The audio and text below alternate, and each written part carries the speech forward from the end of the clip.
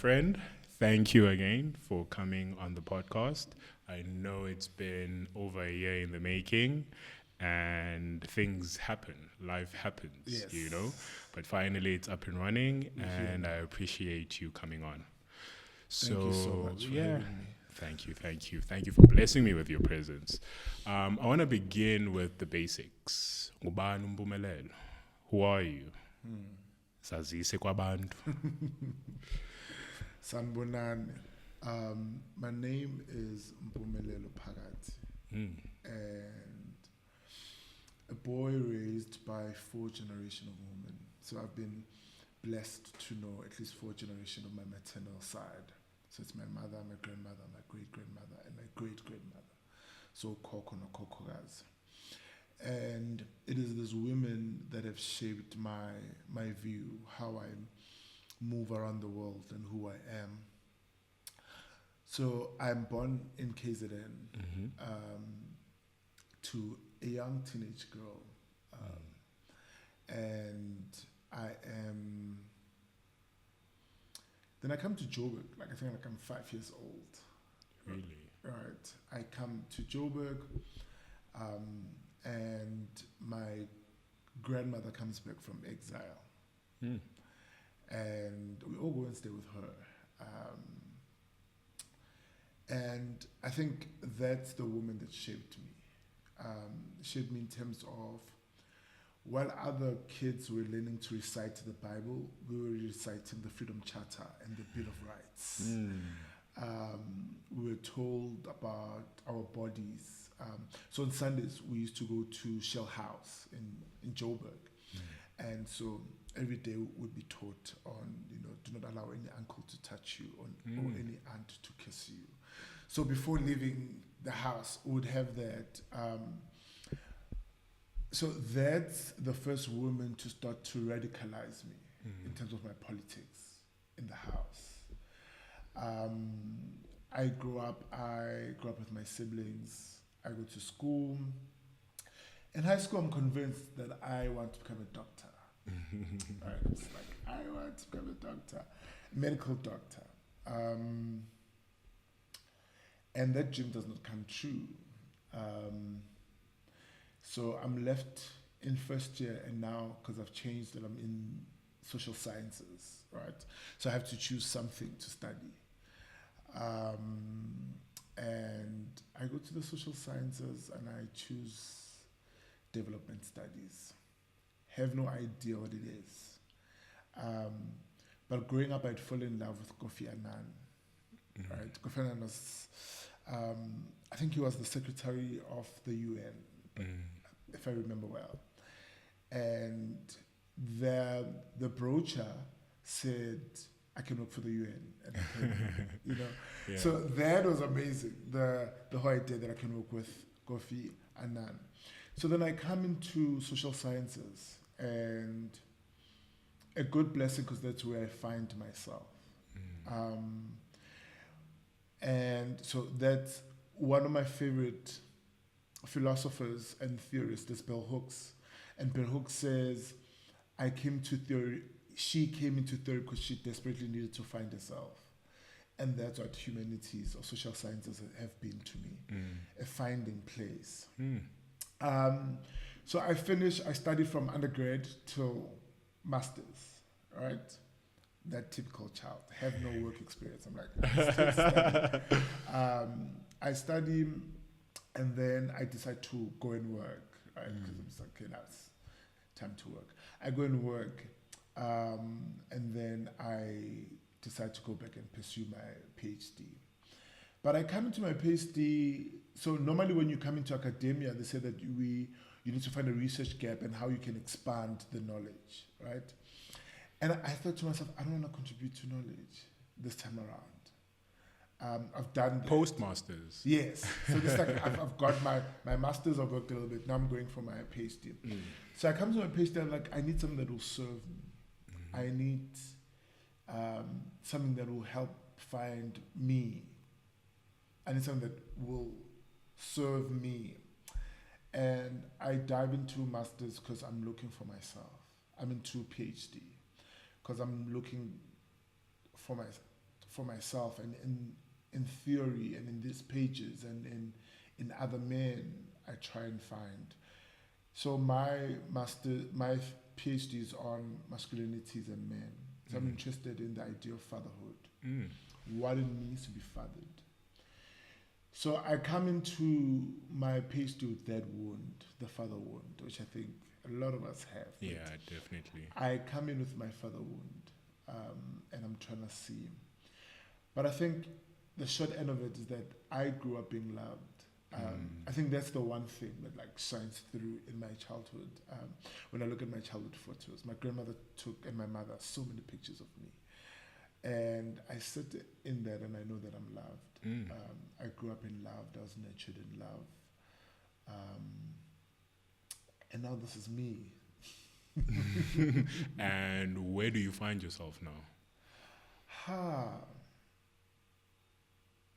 The 30s are tricky, very fun, and very tricky, because I find myself in a space where a lot of things are happening, and a lot of things are not happening. And so the very same grandmother that radicalized me, I laid her to rest 2 or 3 weeks back. Condolences. Thank you. Condolences. And in the midst of that, so I know grieving very intimately, and I'm dreading it. I'm just like, I've been here before. And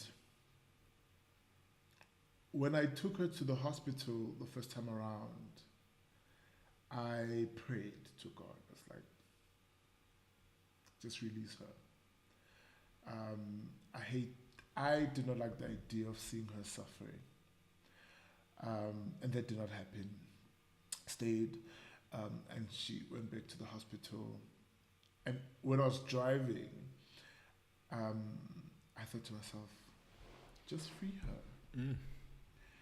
And where I am right now is that the things that we sometimes ask might not be the things that we want or are able to carry or stomach. What do you mean by that?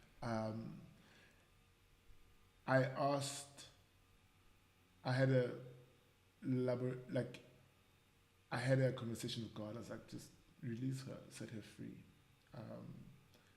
She was 82, 83, somewhere there.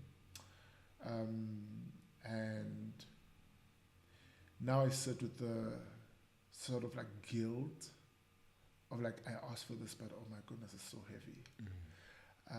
I asked her, but oh my God, the idea of having people departing from this realm and no longer seeing them, there's something painful about that, that I'm here now.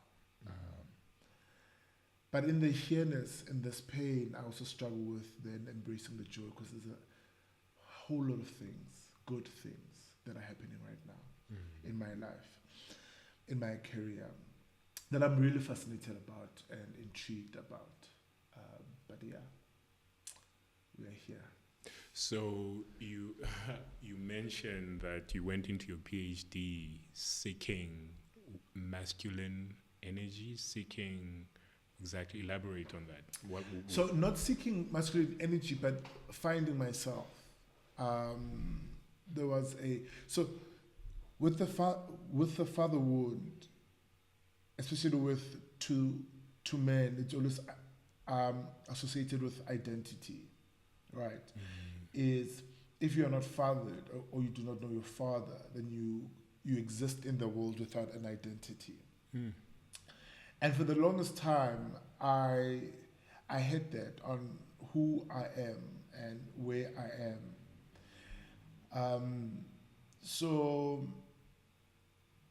And I've been very angry at my dad.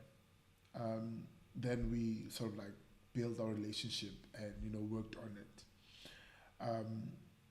So in my finding, I haven't found it, but in my reading, in my finding, in my speaking to other men, is I really want to find myself and get to a place where I can define what it means to be a man for myself, and what it means to be fathered or not fathered. So I come in searching for that. It's interesting that you talk about identity being attached with the father, you know, in our lives when, as a person who is an academic and comes from the humanities, I'm sure you recognize the different cultures and orientation of those cultures where the patriarch is not always the blueprint for all cultures, where you find the cultures we assume are primitive in the Amazon, in the hunter-gathering spaces around the world that still exist, where women are the ones that own identity, where property and family lineage is traced through the woman and not the man.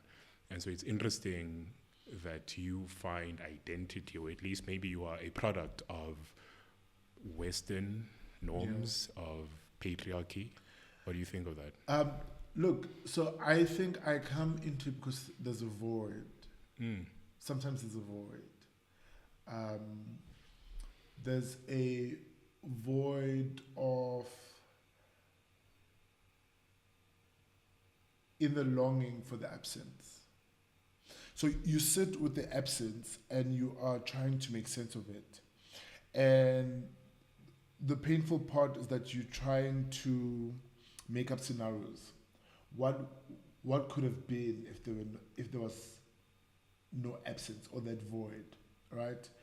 And I come from a lineage of very strong women. But also in my socialization, I grew up in a time where a boy needed a father. Someone to usher you. Even today? Yes, right. Someone to usher you into your masculinity, right?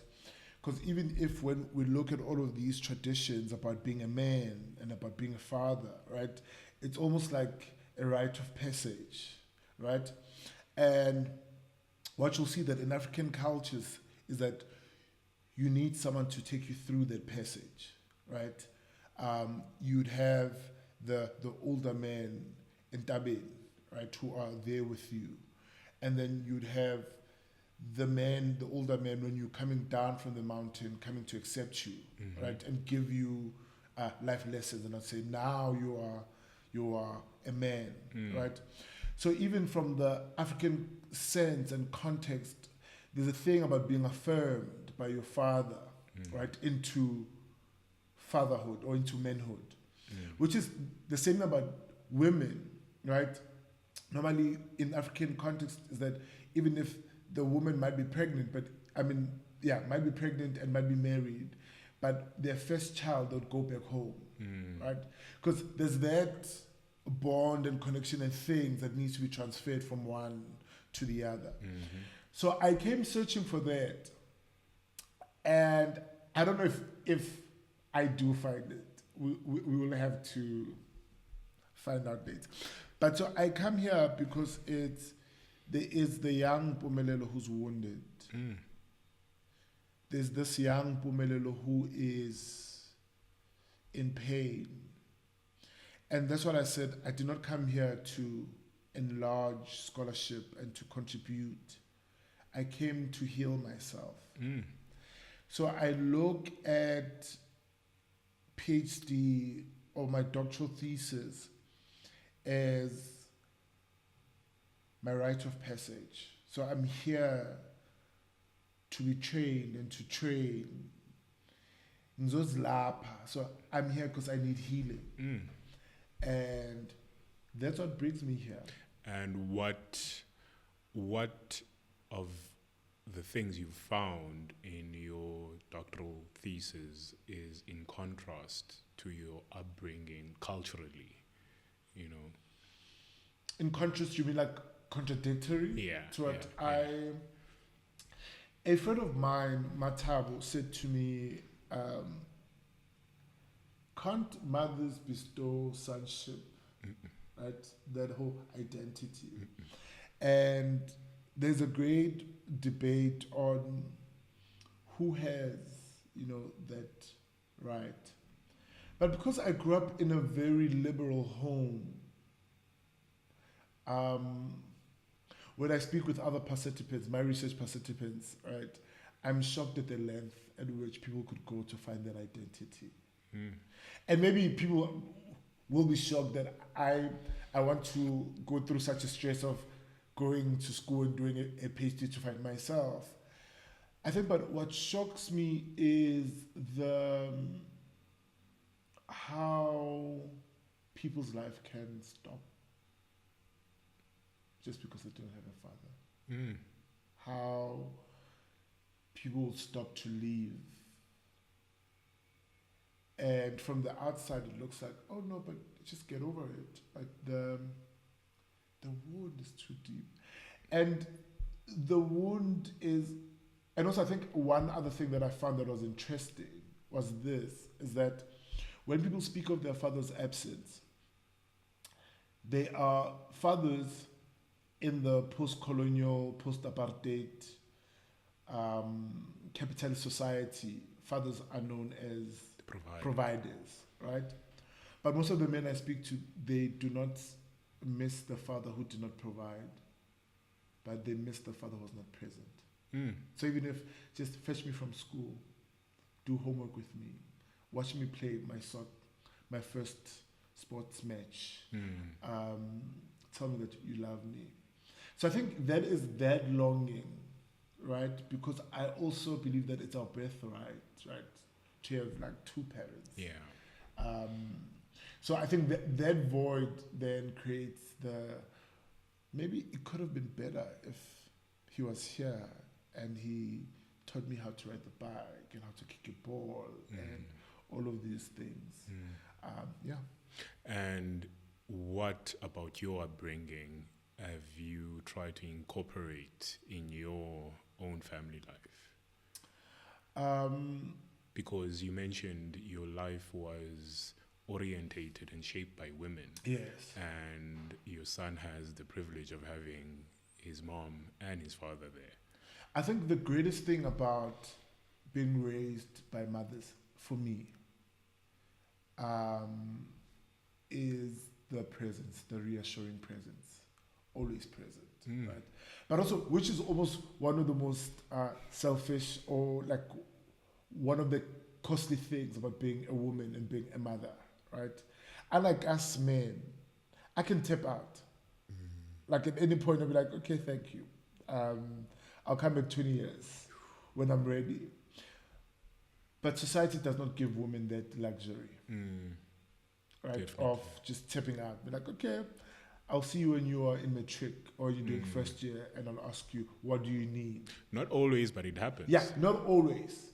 And it does happen, right? But I'm thinking of sort of my experience now, right? Or from the very macro part of society, right? Is that women do not have that luxury. Because even if when they do it, they are seen as disrespectful, moving away from their nature, right? Well, we as men don't have that, right? It could be if, for example, I leave my son and I decide to take a time, like a 10 years break from fatherhood, someone else would look at it as I was getting my things together. I was going to hustle. You see? Yeah. But mothers don't have that. So for me, I think the present. So, because I think also I try to be present in my life. I try to be present in his life and in the life of everyone around me. Because I think that's what matters when we all depart from this realm. Because that's all I have. It's this moment with you. How present were you here now? And those are the things that sort of like keep us going, right? In the midst of it all. So I think it's that. It's here now. I'm here now. I'm present. Can you be there for me? And can you be there for someone else? So that's the biggest thing and the biggest lesson I'm learning. How do you find yourself? Do you find yourself in moments when you are living as this person's entire world and you imagine yourself in them, or you see yourself in your son? No.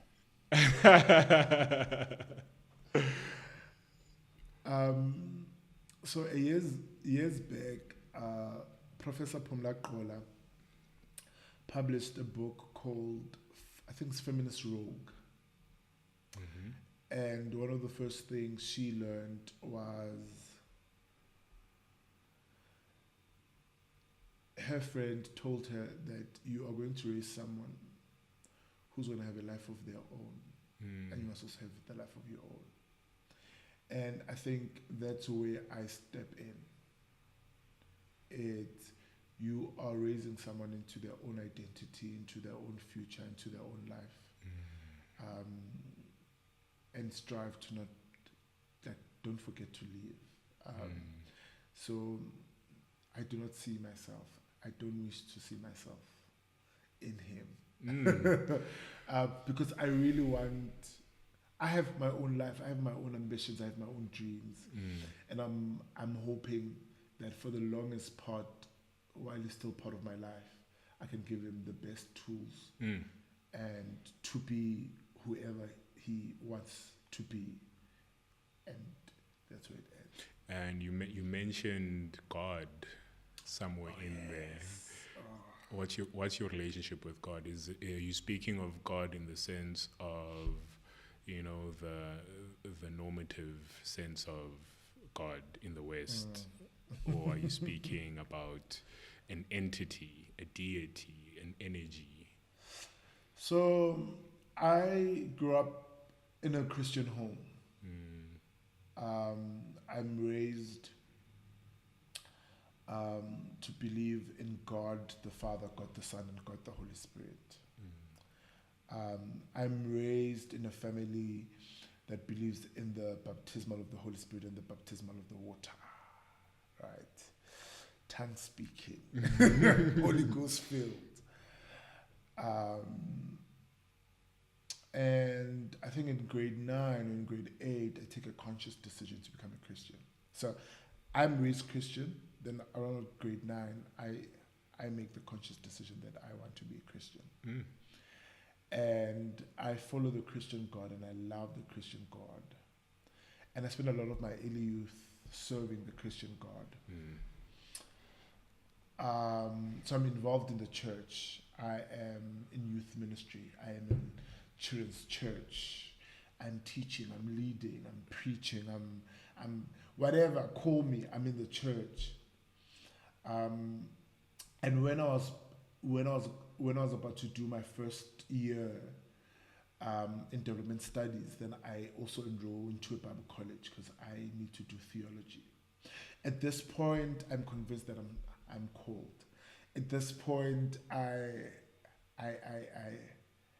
this is all I want to do. I just want to preach the good news. And it's a very rewarding, but also I go into the Bible school, I go to theology because I have questions, right? Because with me, that things need to make sense intellectually, right? So I have this God that I believe that I've been raised to believe, but I'm like, okay, I chose you to be my God. Now I need you to make sense. And I finished my first year, and when I'm about to do my second year, my mom passes away. And that throws the spanner in the works. And for a moment I stop. I stop because I'm just like, I actually don't believe in this God anymore. If you're this good, so good, why would you let kids be orphaned, right?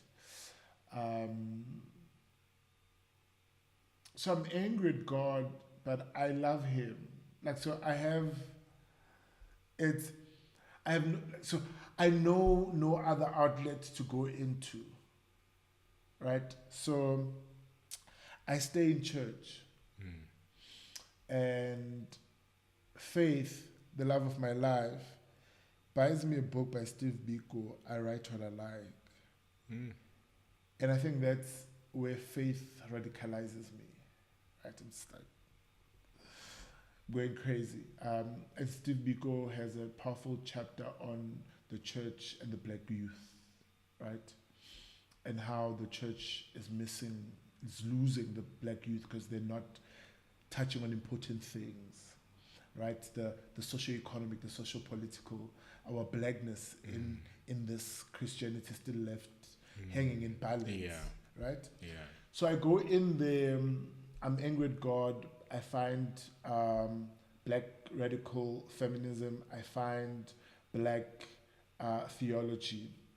And through those, I navigate this relationship that I have with God. So if you ask me today if I still believe in God, yes.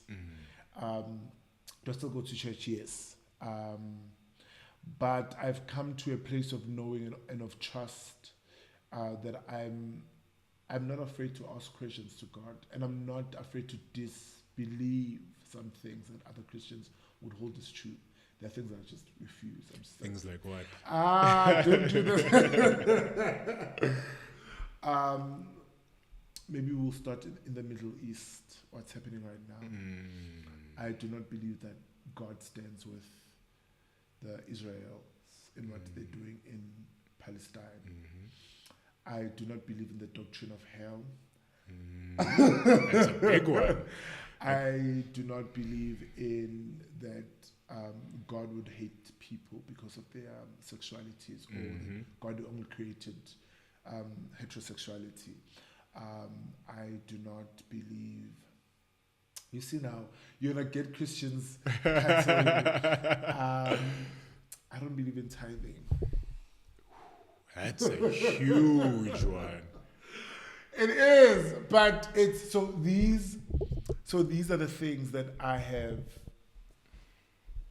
wrestled with, and that's what I'm saying. I'm not afraid to wrestle with these things and wrestle with God and wrestle with Scripture and read theology and read deep and find myself. But also I'm not afraid to change my mind. I might not believe in tithing now. Then years from now you see me tithing, right? So and I think that has been the great thing about my politics, is that I'm willing to change my mind. So not everything's cast in stone. I'm willing to change my mind. I like that, because not a lot of people are open to the idea that they might be wrong. You know, not a lot of people are open to the idea that the ideas that have shaped who they are, not only them, but their families, the tribe to which their families identify with, the customs that have shaped the culture or society they come from. Not a lot of people are willing to question that, you know? And when you are not willing to question it, it becomes part and parcel with who you are. And as soon as something is part and parcel with who you are, but pre-existed your existence into this world, it was here before you. Zulu people were here before you were born. South Africa was here before you were born, and at some point it's not going to exist, and yet your identity is too engraved, you know, in that. And it's interesting that you talk about finding your faith around the 8th, 9th grade. Yes. Yeah, and that's about the time when I moved away from that faith. I moved away from the teachings of my very religious parents, you know, because things just were not making sense. And I was being taken to all these white schools where you were encouraged to question things, to read, make up your own mind, and at the same time, you have to be in Sunday school and listen to this man talking about things that were decided by people that did not know better than what we do now, you know. Look, which is, and that's my uncomfortability with Christianity, right? Is that we don't like thinkers, and especially people that think contrary to what we believe, right? Question, but don't question too much. So there are these red tapes, right? Like you can walk here but not here, this far but not this far, right?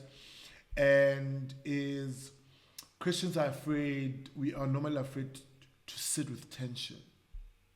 And we're afraid to sit with the unknown, to say, I don't know this and I'm currently figuring it out. And I think, thank goodness and thank God that I grew up in a family that allowed me to speak my mind, but also I was raised by women that spoke their minds. But then I went to humanities, the social sciences, where we are taught to be critical thinkers, right? Trained to question. Because all of these things are passing away and all of these things are changing away, right? And we have to decide who we are in this society, in this world, what is serving us and what is not serving us. But also we have to decide on what is the common good for humanity. And I think that's the question that sort of like keeps us awake as sociologists, the social scientists, right? Is the common good. How do we exist in a world where maybe love and justice and ethics become how we occupy the world. So I think also then with my Christianity is then I look for spaces, and thank goodness I found those spaces and those people that will allow me to be Thomas the doubter sometimes, because I don't believe things, and that's fine. And they'll also make room for me to make my way back, right? To believing. Yeah.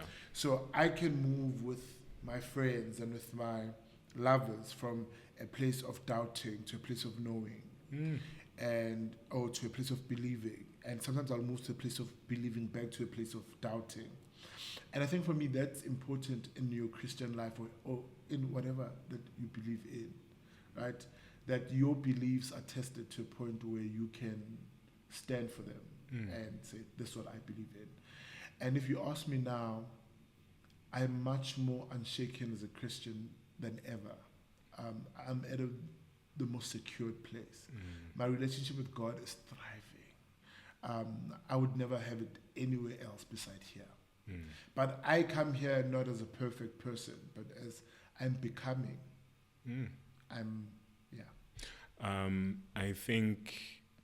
I think there's value in faith. There is value in Christianity. There is value in every religion that is out there.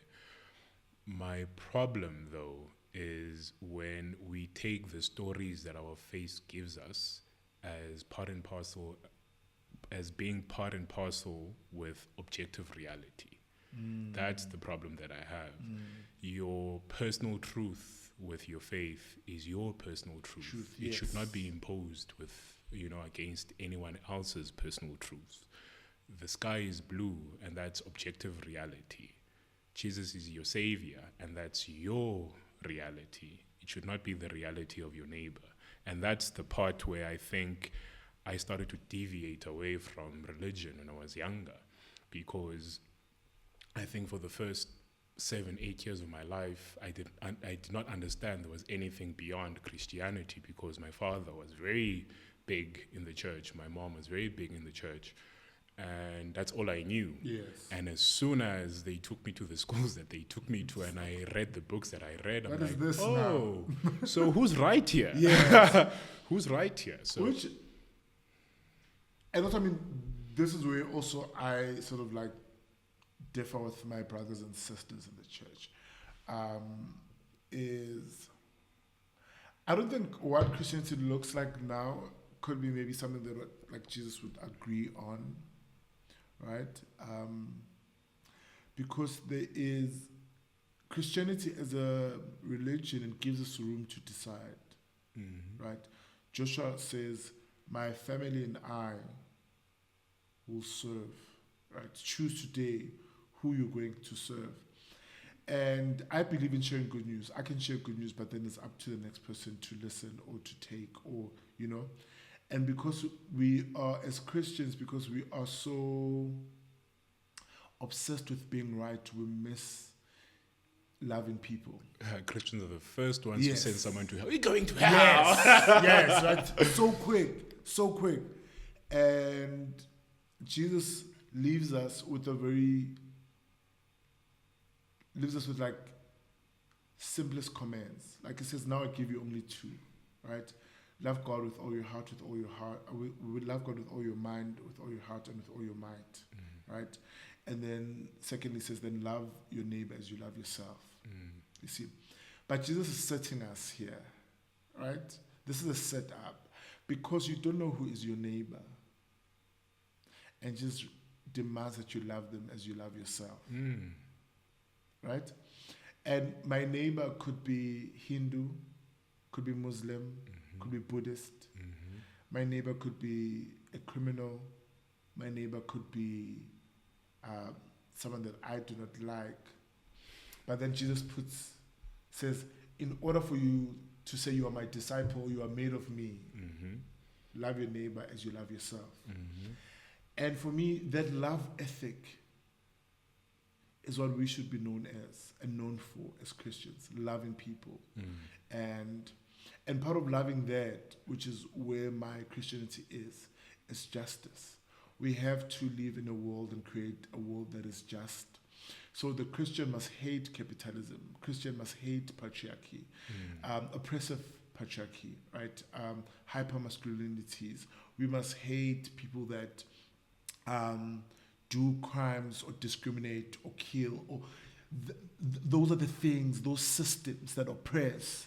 These are the things that we should hate. Is hate the right word in this context? Hate the system. But is hate the right word for a religion that preaches peace and love? Is there room for hate in that?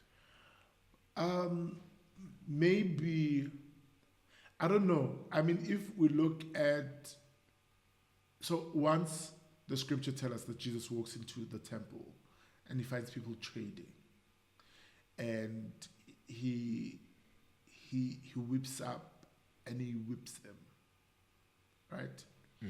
Because Jesus is saying, I hate how my father's house is no longer a house of prayer, but you've turned it into this economic capitalist thing where you're selling in my house, right?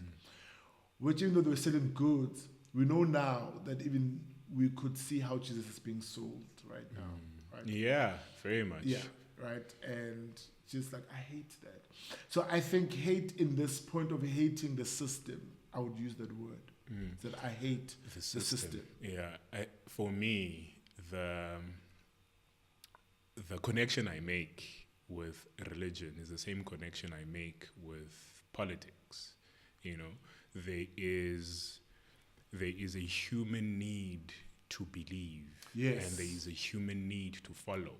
Yes, you know, and because of those two needs, religion and politics arise. Yes, in different forms throughout history, but basically there is someone that you are called to follow, and there is someone that you are called to lead, to worship. Yes, you know, and I remember having a conversation with a very enlightened friend of mine where he was talking about how he has these two uncles. One is in politics, the other one has a church. Yeah. And he had a very open conversation with both uncles where they admitted to themselves at the end of the day that their hustle is the same. They are taking advantage of a loophole in people where we have an innate need to believe and we have an innate need to follow. Everywhere you go, whether it is the Bushman in Namibia, some desert, or it is the Bushman in the Amazon, they believe in something, whether it's spirits, ancestors, whatever. There is an innate human need to believe, and there is an innate human need to follow. Which is why I believe, right? That's why we are seeing, politicians playing with people, the church or religion playing with people. But I strongly believe that, and also, this comes from a very privileged point, right? Is I think religion serves you better, and I think politics serve you better if you come into them knowing who you are. Yeah, definitely. Right? Definitely. So having defined who you are. Definitely. And therefore you can use these two avenues to serve you. Right? And find, it's more like I can go to the church and the pastor can say the most problematic thing. At that point, I do care, but I'm at a point where I'm able to say, okay, that does not work for me, this works for me. And I go there and I take what works for me. The same thing with politics, right? The political party that I'm going to vote for, right? I sit, I'm like, these people are mad problematic in this instance, but there might be something else that where we agree, and that's what I will decide on, right? So I think politics and religion works better for you when you are coming into, you know what is it that you need from them, right? And therefore, you know the weakness of the system. You know what the system can and cannot do for you, right? So you sit in that honest place with it. And also just being an election year, I think also that the sort of like mindset that I have. So there's no like one good political party that's going to serve all that I need, but I have my trade-offs. So the ones that I'm voting for. I like that you point out the need to know yourself in both aspects, because unfortunately people can get sucked in with religion or politics when they assume the people that are the leaders in both spaces are as sincere and ordinary as them. You know, the ordinary person cannot imagine the temptations of their leaders, whether it be in the church or in politics. You know, we assume that the pastor has our best heart in mind. Yes. And maybe at times they do, right? It's just the temptation comes in, right? Yeah. And there's an essay I loved by Sisonke Msimang. It's titled "All of Your Faves Are Problematic," and which is my contestation with cancel culture, right? Is that we begin to put people in pedestals and we cannot imagine them being anything else outside of what we have created them to be, right? And then we get shocked when people do not act according to our expectations, right? And I think that what comes with loving people, that they're exactly that, people. Like my mind is taken to the images of the young pastor who is sincere in his faith and the attention and reverence he gets from the people in the church, and how that influences him, how that shapes him, how that corrupts him, you know. And the average person cannot bring themselves into thinking that a holy man can be corrupted. Yeah, because, I mean, first it's because someone comes into politics or comes into religion, and you say to us, I believe that I'm called to be here, right? So then we believe that you're equipped to be here, right? And then you have this high morals and ethics that you're subscribed to, that we judge you based on, which I think is sometimes rightfully so, right? When you are saying that you are a political leader and you love the people, but then we see you doing corruption, do you love us? Right? So we think that you come into this position, whether of leadership through the church or through politics, because you have mastered yourself. Meaning that you have mastered even your very own temptations. Hence why you can stand before us. Right? There is this Japanese concept of people, every individual is born with three faces. The face they show the world, the face they show their friends and family, and the face they show no one. And unfortunately, what I think happens to everyone, whether you're a first-year student, a master's student, a PhD student, a politician, a pastor, whatever it might be, you get consumed with the face that you've shown the world and your families, and you forget who you really are. So I blame the world. I blame our society. It's that our society does not give us the luxury to change our minds or to experiment or to just be, right? Because if I show you this face, then you are stuck on it, right? And what if tomorrow I change my mind? I don't want to be this. Especially in today's world, where in the age of Twitter, or X, now that it's changed its I name, still call it Twitter. Good Twitter. but in the name of in a world where nothing is missed, nothing is forgiven.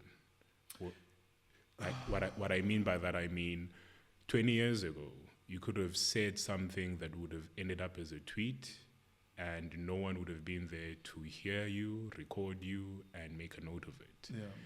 And that one thing you would have said or thought 20 years ago would have been forgotten. You would have forgotten about it. It did not shape who you are. But now it's here.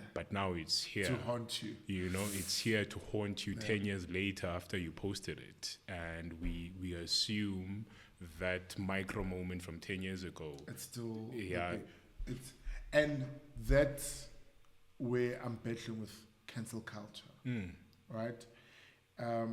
Is that one, it does work. Very well. When it works. Very well. Right? And it makes us to realize things about ourselves, as society. But I think where it fails, that there's no room for nuanceness in the politics, right, of cancel culture, because people change.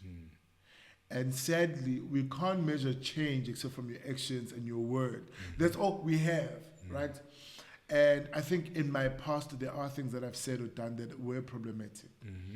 But at that moment, I did not know that was problematic. But I've grown and I've changed my mind, right? Which is almost what my favorite spiritual teacher, Maya Angelou, says, right? When you know better, you do better, right? If someone is raised in a certain... And also, this is not to erase other people who are raised in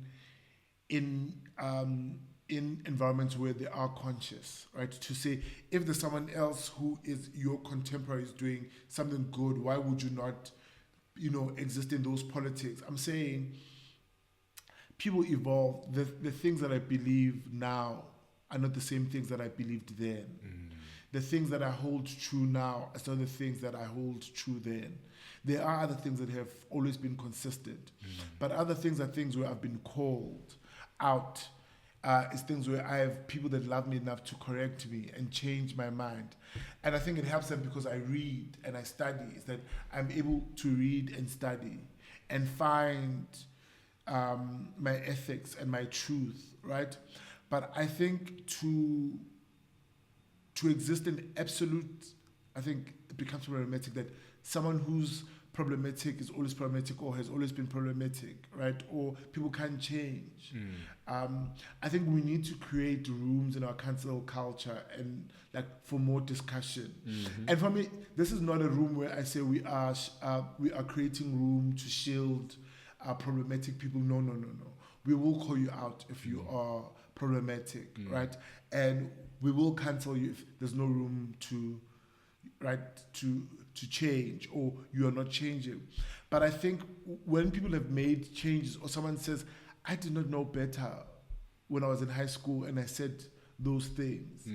But also then they are, and for me, these are the complexities of the cancel culture, right? Is then there are things that we do in our stupidity, in our youthfulness, that create great sorrows and great pain. That no matter how much you say you've changed, or no matter how much you believe or you know better, but we are sitting here to say, but you have changed, or you've caused so much great damage that we can't. And this is where I'm trying to work with restorative justice and how that looks like. Because sometimes I think about, but let's think of the amount and the damage that you have done. Think of, maybe this is a terrible example, but think of young people who are standing with Israel today, and they commit these atrocities in the name of what they believe to be true. And then I'm thinking, imagine 10 years from now, they say that was my youthful foolishness, and in my adulthood I've changed my mind. 32,000 innocent lives later, and counting. Where do we put you? Where do we accommodate you? How do we coexist with you in that reality? Which I think that is what is sort of left undealt with in cancel culture, because it's easy to cancel you. Yeah. So easy. As someone who is in academia, I find it interesting that you have this position with cancel culture, because it used to be that universities, not only here in South Africa or around the world, but universities in general are always the safe haven for free thought, free expression, So we think.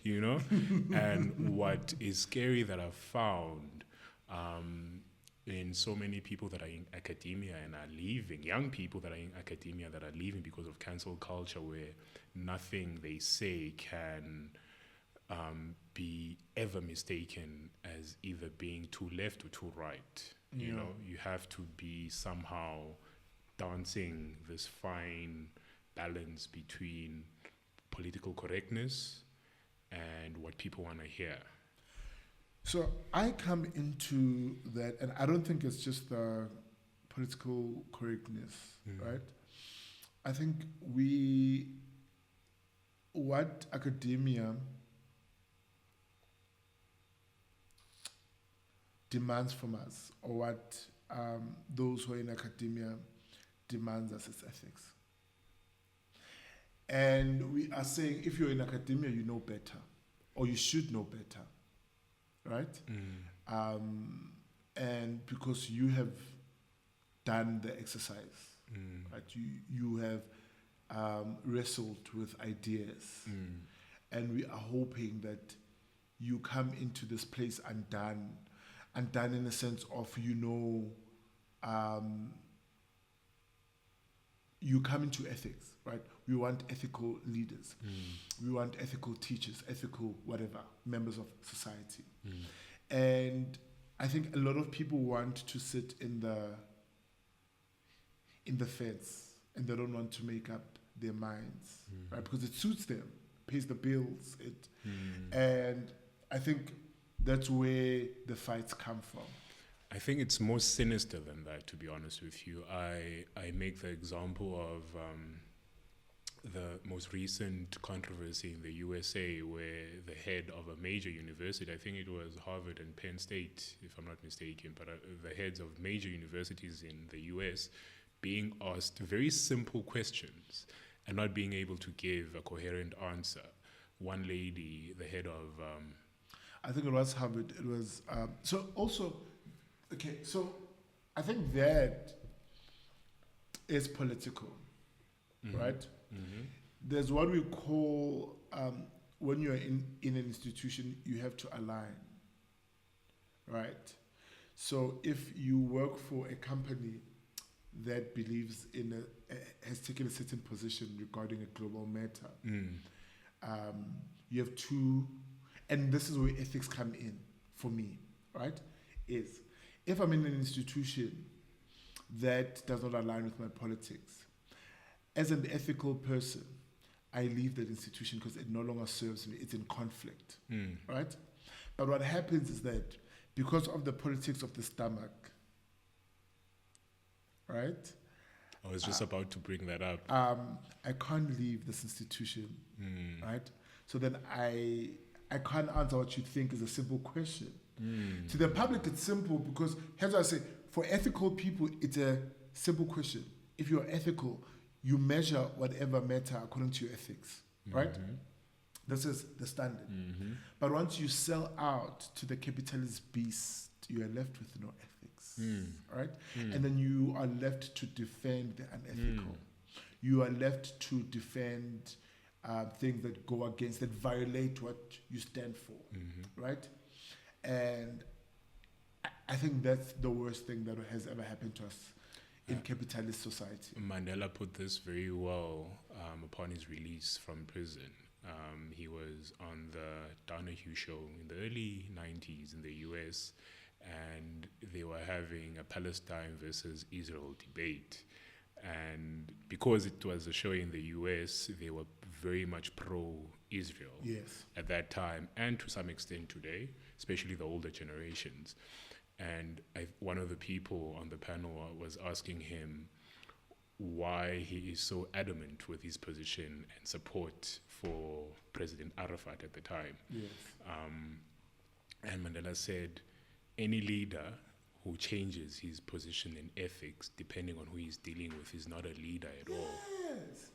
And for me, that's my standard. It's those ethics. It's what are your ethics, right? And sometimes we fight in academia or even in politics. It's because we know Dumi as this person, right? You've sold us that this is the school of thought that has shaped you. These are the politics that you are aligned to. But then when you are faced with real life situations, then you turn just to do a 180 turn, right? So that's what I mean by ethics. Is I believe in this and this is what I stand for. And in whatever case or in any, I've made peace with this. And that's what I think we should all align to. Try to be ethical lovers, ethical people, ethical workers, professionals, ethical Christians, ethical believers. The interesting thing that I've noted, especially with the left, and I consider myself a liberal, because I have liberal views. I believe people should live whatever life they think is appropriate with them, as long as it does not hurt anyone else. But somehow I find it very uncomfortable when I see people that are supposedly liberals aligning themselves with corporate conglomerates, you know? For example, in the US, the Black Lives Matter movement and all the controversy that has come with that. I am so disappointed with that movement. How do you know the story that came out a few years ago, last year, where the leaders of the Black Lives Matter movement bought a house for like $6 million US, and the reason they put behind that was it's for fundraising purposes. I'm like, you have $6 million worth of money for fundraising purposes? Like, what? Where their Black lives suffering. What? I'm looking at how corporations from all over the world have aligned themselves with the correct speech that is expected of them, you know? How people that are polluting the planet, people that are causing wars and conflicts, are the very same one who are funding environmentalist politics. Are the ones that send out the emails with they, them, whatever, and I'm like, you? Really? And I think this is where we miss the plot, right? We underestimate capitalism. Yeah, very much. We underestimate very much. The captains of industry, that they have money. And one thing about capitalism is that it will change itself, it will camouflage, right, to fit that which you want it to be. So, and that's what we find in politics, is that... And religion. And is that people are willing to sell out because of money. Because remember, we're also working from the politics of the stomach, right? So someone says, hey, do this and I'll give you this. But because we are not ethical, and for me right now in my life, in my 30s, like ethics is what is governing my orbit, my world, is how do I live ethically? How do I love ethically? How do I exist in this planet ethically, right? And what we find is that it's easy to sell out because people are not sold out on what they believe in, right? So I can betray movement so that I can have the car and the house. Keeping up with the Benjamins. Yes, right? So for me, it's that, is we underestimate the power that capital has, right? And how much people are willing to sell out and sell off because of money. And I think we need and for me, I think that's why even in South Africa, we need to move away from politics of personalities, right? Also, We need to move from, so remember when President Cyril Ramaphosa came into power, the narrative was he's a businessman, he's used to money, he's gonna save us, right? 2 terms later, is it 2 terms? Has he been in power for 2 terms or 1 term? I think he came in halfway in the last term, Oh, and then yes. he won the second Right? Has he not shown us flames? one. Right? And I think we need to move from personalities and move towards who's an ethical leader. And we trace that ethical based on their practice. I think the unfortunate thing with what you're saying is we are not too far removed from the generation where that was a thing. By that I mean our political leaders or the political class, for the most part, is made up of the aristocracy of South Africa. Nelson Mandela was the son of a chief. Albert Luthuli was the son of a chief, you know. These people, Zuma is tried to make himself a chief. Like, that was one of the most bizarre presidential stints that we had, because it did not make sense how that man could have gotten to the upper echelons of our political system. And it makes sense through the lens of a very African or Africanized culture that we live in, where you have paid your dues to your elders, you have paid your dues to your peers, But also and now it's your time. Yeah, but also remember, all of the ANC cabal, they come into power because they think they have paid their dues. We went to exile, we fought, we moved out of the ranks, right? And hence why exile is such a key term for them, right? I went to exile, I fought for this. So even him ascending into president is not a, no, it's my right. I worked for this. And which I think that is the downfall of it all, right? Is people who think that this is their right. So hence why I say then moving forward, we need to think about what is an ethical leader who's going to represent us. Because capital is going to come in. I think, for me personally, what I would like to see is a bit more critical thinking from the general voter. You know, I don't have time for critical thinking when I'm hungry.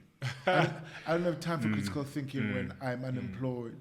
I don't have time for critical thinking when I'm sick and I have to spend an hour at a public hospital before I can see a doctor. Or if it's my worst day, I get chased and asked to come back again tomorrow.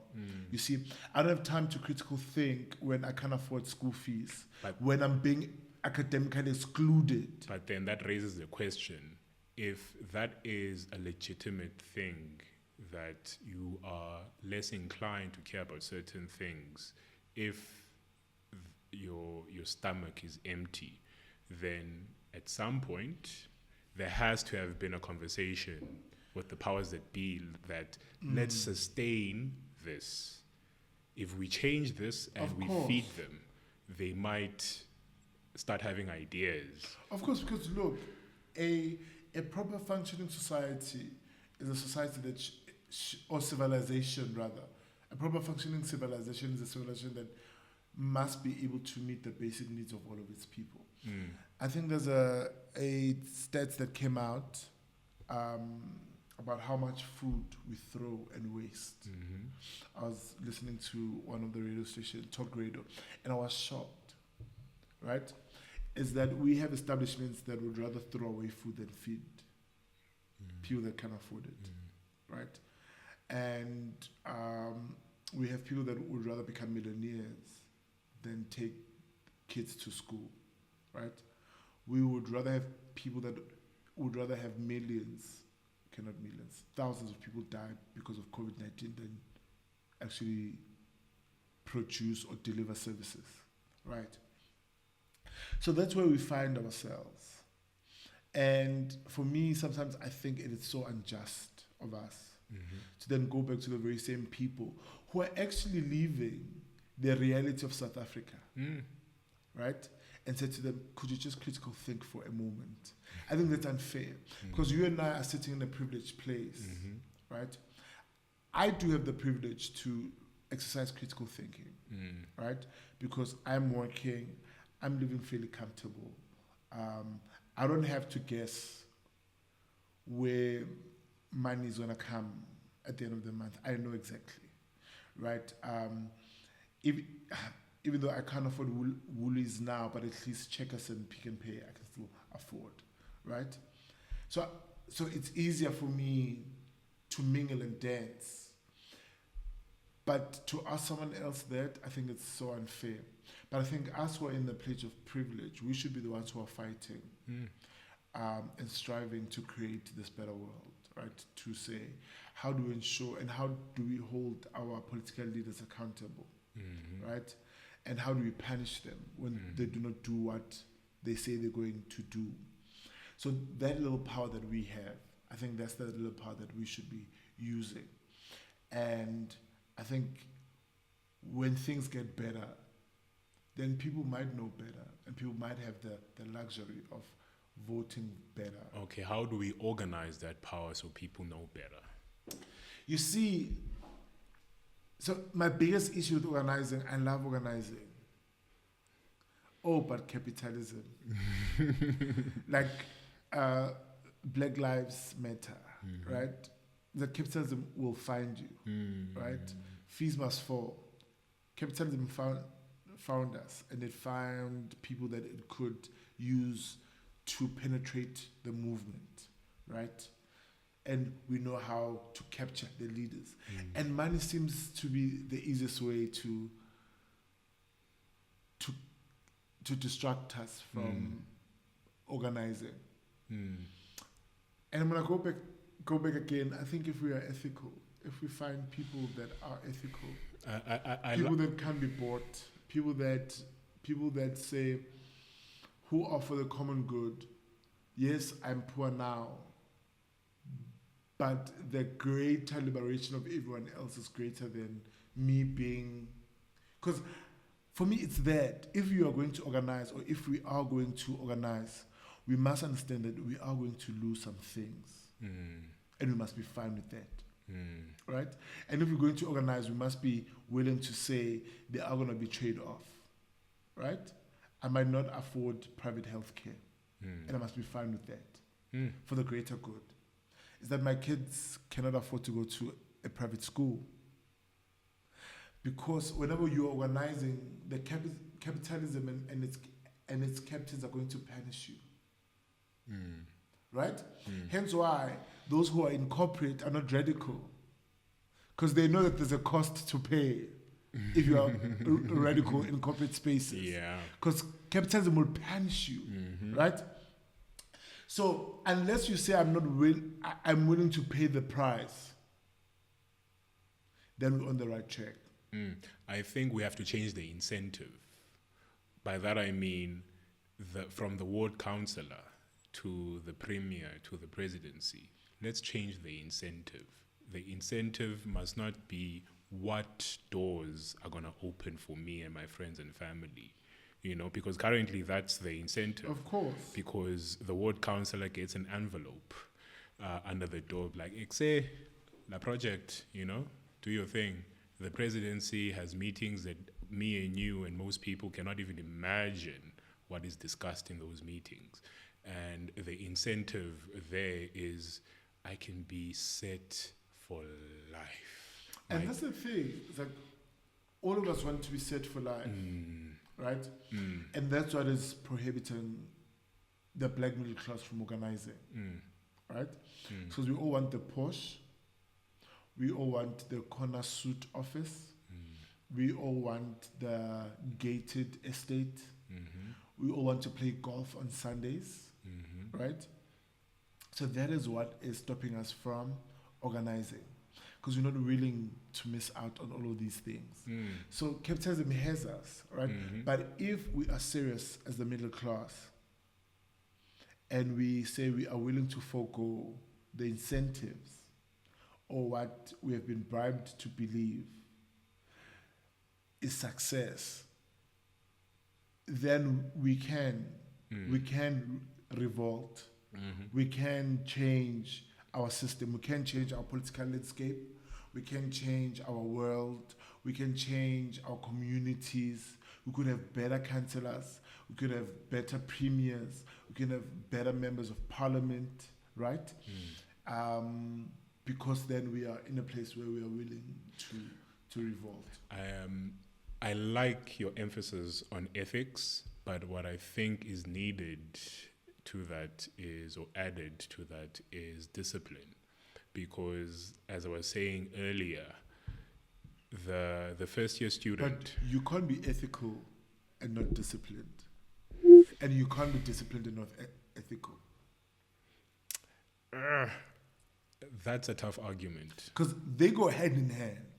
If you are saying I'm ethical, you are saying there are principles or ethos that I'm ascribing to and that I'm living up to, and I cannot and will not be corrupted to believe otherwise. Right? Yeah. So that requires discipline, to stand in that. To say, hey, Dumi, here's an envelope. You say, but my ethics speak against that. So, hence why for me I say, if we choose ethical leaders, if we have an ethical voter, ethical leaders, ethical citizens, ethical businesses, then we are on the right track. The reason why I differentiate between ethics and discipline is you can be ethical and still fall short of targets or missions or visions. And I think discipline is needed to meet whatever vision you've prescribed for yourself. By that I mean, how many first years or master's students or whatever it might be, how many people who are proud of being a master's student but not necessarily have the discipline to do the small things that ensure that they are still within the path of being a master's student? I think we should not equate discipline to being perfect, right? And by that I mean that even as we are electing leaders,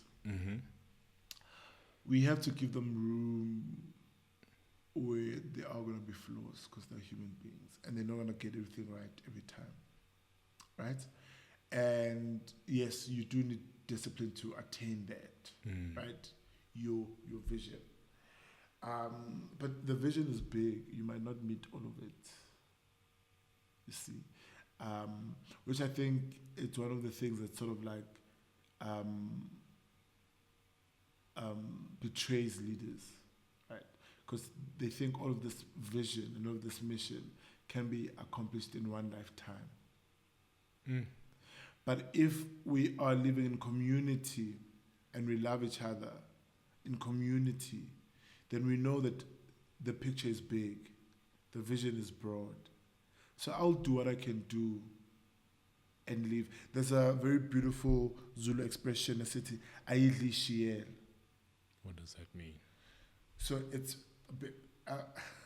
basically do what you can do and leave the rest for others also to do their part. Right. So you come in, you do your role, and you leave. But do you think, I like that you brought up a Zulu idiom, but do you think this country of us, this society of ours, this nation of ours is caught in between two worlds in a way, because we are supposedly Africans, but we are very Western. We are capitalists, but in our Africanness, there is capitalism. We are forced into capitalism. We are not forcing into capitalism because abexhosa bathini ubuhle bendoda zindoni zingomo zayo. Yes. Isn't that a capitalist manifestation? You know, so we are caught in between identities. Are we Westerners or are we Africans? You know, when you speak about capitalism, the world at the global stage, I think we missed a very important moment.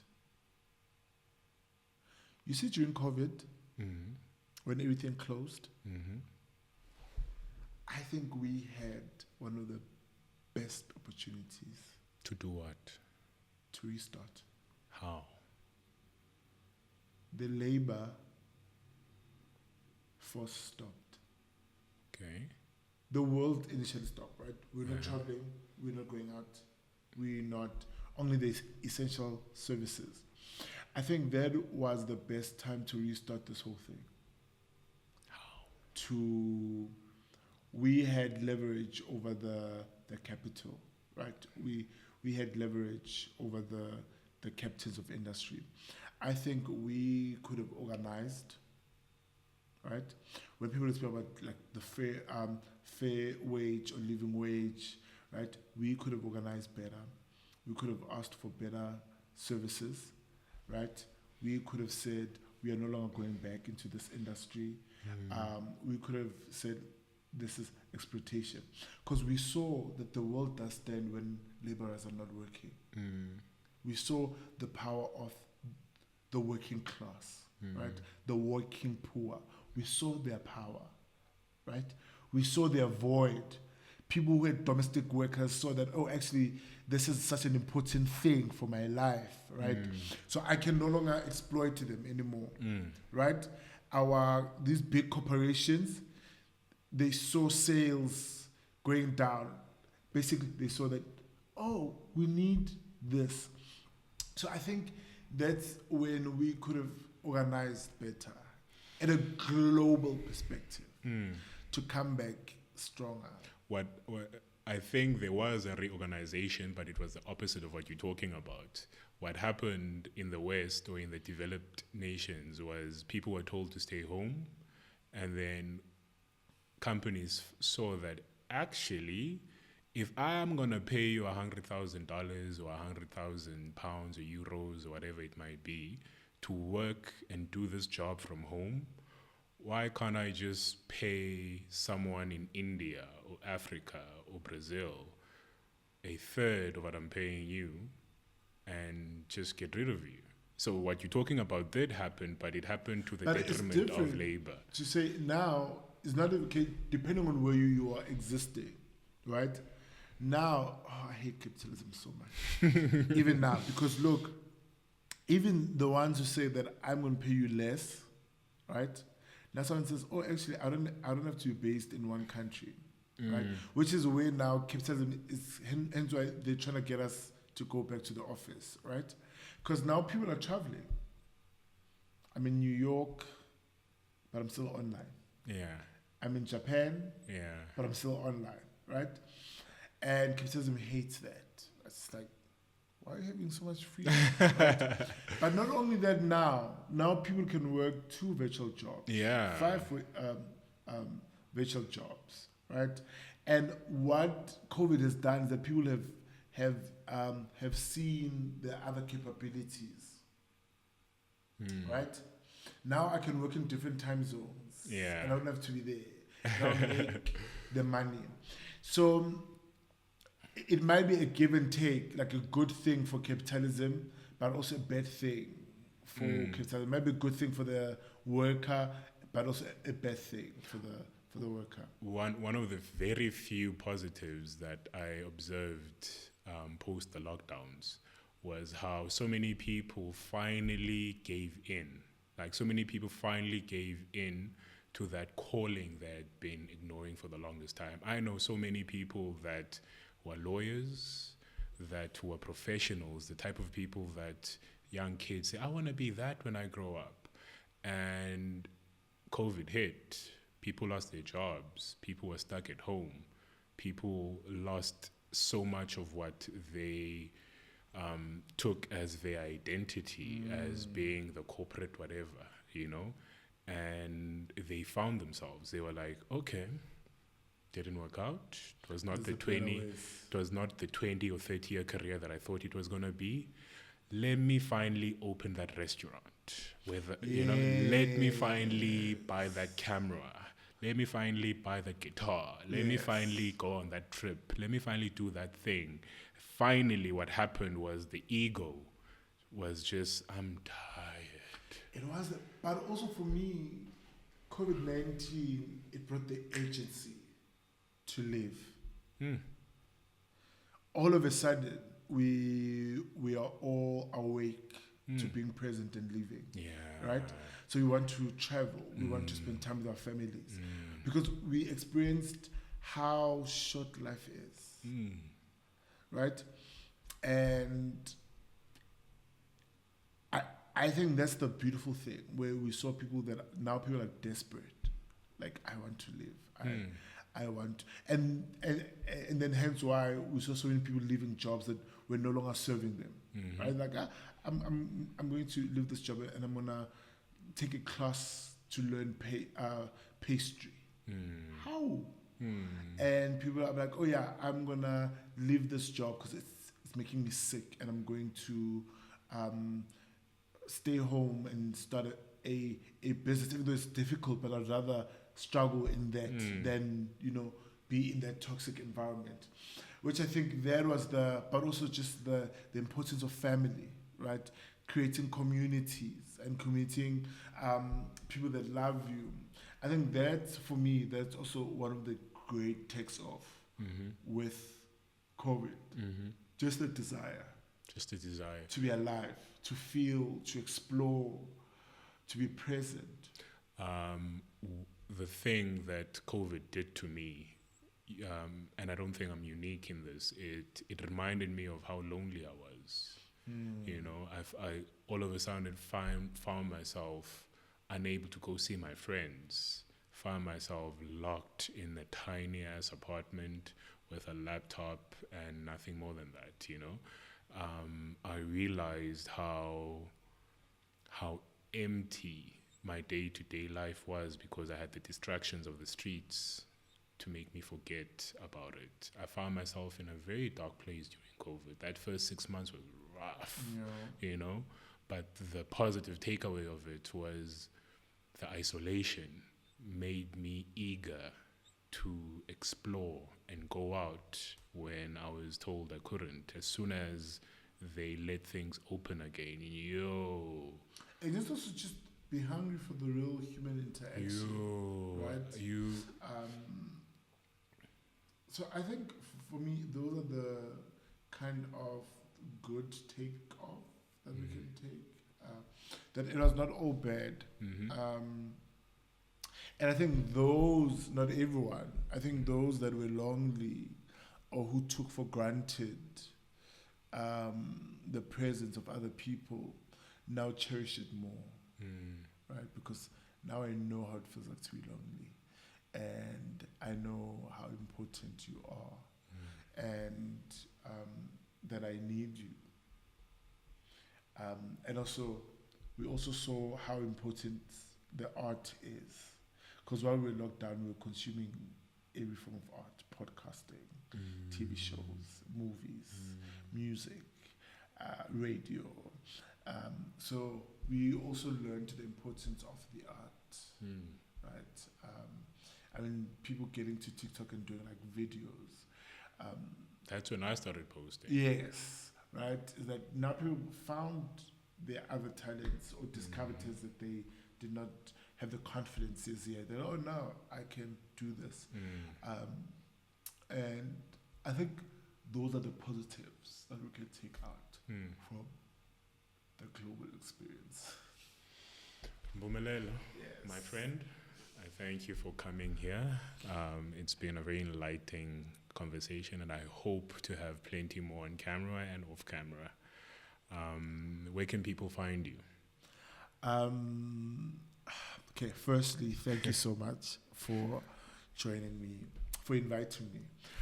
Thank you for this time, just creating spaces where we can think, where we can talk. I think it's good also to hear myself back, right?